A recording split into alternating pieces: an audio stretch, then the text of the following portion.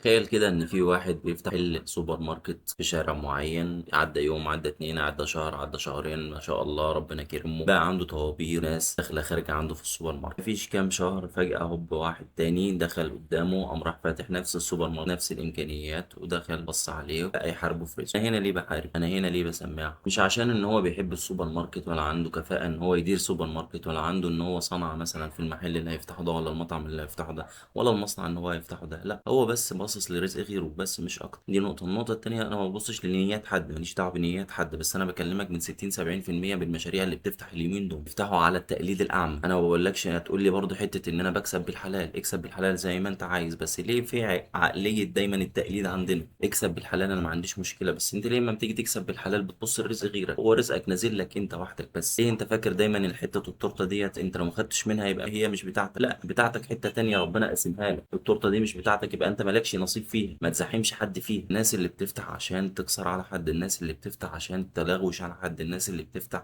عشان تحارب حد، مش مسألة ان هو نجاح بالنسبة له، لا، ما عندوش عقلية النجاح، ولا مسألة ان هو عايز يكسب بالحلال. وهم بيبقوا دايما نوعين: نوع بيجتهد وبيفتح وربنا بيكرمه، ونوع تاني ان هو بيقلد تقليد اعمى، حتى تقليد في الاعلانات، تقليد في العروض، تقليد في كل حاجة بالنسبة له، وبيقع بسرعة. انا بكلمك هنا من منظور النجاح. منظور النجاح ما فيش حاجة اسمها فيها تقليد، ودايما بنقع في فخ حاجة اسمها انا هوريك السيكولوجية بتاع المنافسة السلبية بتاعتنا. إيه، فاكر ان انت لو خدت حتة من التورتة انت خدتها منه؟ لا، هو رزقك نازل لك، رزقك مكتوب لك، رزقك مكتوب لك من قبل ربنا ما يخلق الدنيا. رزقك مكتوب لك وهيجي لك، هيجي لك. انت ليه مش مقتنع ان ربنا كاتب لك الرزق؟ وهنا عدم ايمان وثقة في ربنا. انت ما بتفتحش وبتجتهد وبتتوكل على ربنا، لا، انت بتفتح وتبص على غيرك. في اغلب الاحيان النوع التاني ده بيموت بسرعة، والدافع دايما ما كانش النجاح، الدافع دايما كان الانتقام، الدافع دايما ان هو يقلده عشان ينتقم، الدافع دايما يقلده عشان ما يخليش حد يخش عنده، الدافع دايما ان هو يوجع المنافس. وتركيزك دايما ما يكون مع المنافس بتاعك بيبيع بكام، جاب بضاعة بكام، داخل له كام زبون. انت بتنسى تبص على مشروعك اساسا،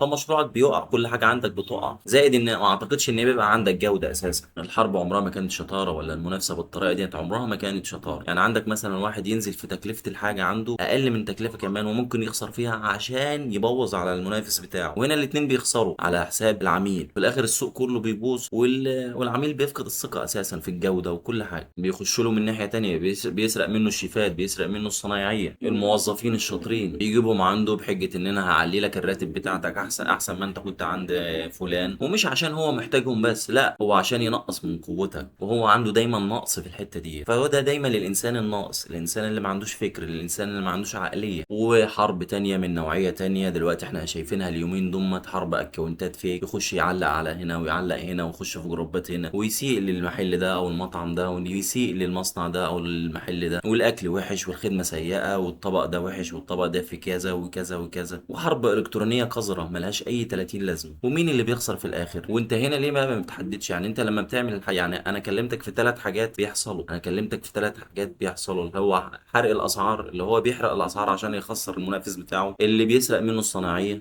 بيسرق منه الشيفات. عندك مثلا بيعمل اكونتات فيك وبيدخلها على على الفيسبوك، على الانستجرام، على الحاجات ديت، ويشتم فيه. ده عشان ايه؟ وكل ده عشان ايه؟ هتقول لي في الاخر ان هو نيته ان هو ينجحه، نيته ان هو ينجح، نيته ان هو ينافس بشرف. وانا مش بتكلم انا مش بتكلم عن المنافسه. المنافسه شيء مطلوب، وما بتكلمش على واحد عايز يفتح مشروع ويكسب بالحلال، ربنا يرزق الجميع. انا بتكلم على عقليه تانية خالص. انا بتكلم على عقليه الشخص اللي بيشوف نجاح حد تاني ان هو بيبقى هدفه ان هو يحاربه، هدفه انه عنده غل منه، حقد منه، مش ان هو ينجح هو شخصه. عارفين ان في بني ادمين كده، الشخص بدل ما يسال نفسه انا اطور نفسي ازاي، او اعمل كده ازاي، او ان انا انجح ازاي، بيبقى تركيزه دايما على المنافس بتاعه، وبيركز على اخطاء غيره، بدل ما يحاول ان هو يبني اسمه درجه درجه، لا، ده بيحاول يهدم غيره. ودي بقى مش منافسه، دي حرب. المنافسه دايما بتقول انا عايزه ابقى احسن منك، اما الحرب ما احنا عارفينها كويس ان انا عايزه يشوفه واقع، عايز اشوفه خسران. وهي دي الفكره اللي محدش عايز يعترف بيها، انك بتهاجم حق الناس في التجارة بالحسد، بالهدم، بالشتيمة، بالحرب الالكترونية، بالكلام من ده، بدل ما تبني نفسك، ما تطور نفسك، ما تقول انا هنجح ازاي بالمنافسة الشريفة. المشكلة دايما مش انك تفتح زيه، عمرها ما كانت المشكلة ان انت تفتح زي فلان، لا، المشكلة ان انت عايز توقعه، عايز تحاربه. والموضوع دايما ما كانش منافسة ولا حتى اعجاب بالنجاح، ان هو عاجبه فكرة ده مطعم ده ولا مصنع ده ولا محل ده،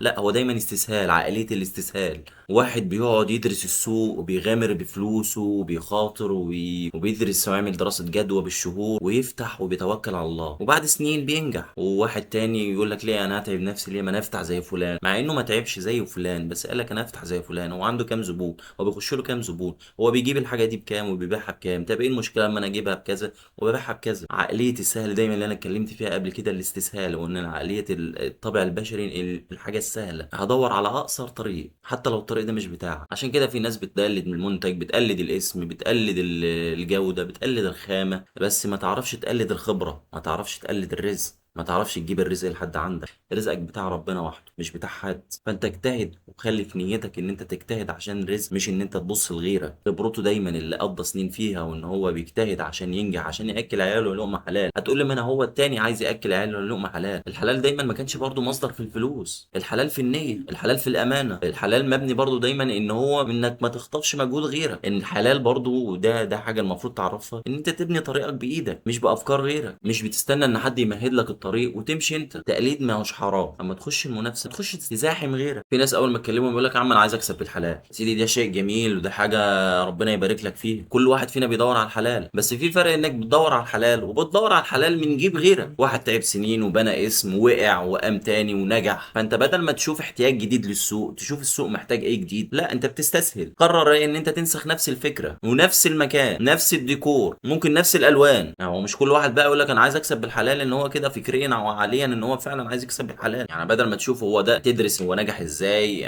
تدرس السوق ازاي، اطور نفسي ازاي، اقول لا انا هفتح جنبه، انا هفتح قصاده، انا هفتح نفسه. في ناس كده، الناس كده انا اعرفها بتعمل كده. افتكر من 5 6 سنين ليا يعني، الله يصلح حاله يجي بالسلامه، كان فاتح مطعم هنا في بيلا، وما شاء الله ما كانش في حد في بيلا ولا لحد الان فاتح بجوده مطعمه ده. حاجه توب التوب. في واحد بعد كام شهر ما فتح هو، وكان فاتح من البيت، حب يقطع عليه، مش هسميها قطع عليه، حب ينافسه، مش هسميها منافسه، فتح زيه بقى ينافسه في الاسعار. ده السندوتش ده ب 100 جنيه، هو التاني اللي لسه فاتح بعده بشهرين بقى يبيعه ب 80 جنيه. فالشخص ده كلمني وقال لي انا هقفل. قلت له ايه؟ قال لي انا هقفل، انا في كذا كذا كذا وبيحاربوني ومش عارف ايه وقصه قصه. قلت له لا انت كده راجل فاشل، انت كده راجل فاشل. كون ان هو مركز معاك هو اللي هيقع، مش انت اللي هتقع. قد كان بعدين كون ان هو يركز معاك في اسعارك، في منتجك، في جوده سندوتشك اللي هو اساسا مش عارف يقدمها، هو هيقع. المنافس لما يركز معاك ما تخافش منه. يعني المنافس لما يركز معاك في اي حاجه هو اللي هيقع مش انت. ركز في طريقك، خليك ماشي قدام، مالكش دعوه بحد. ما تخشش كل شويه ده انا هقفل، ده انا هعمل، ده الناس وحشه، ده البلد وحشه، ده ايه الغل ده وايه الحقد ده. هو الغل ده والحقد ده موجود من قبل ما انت تتولد.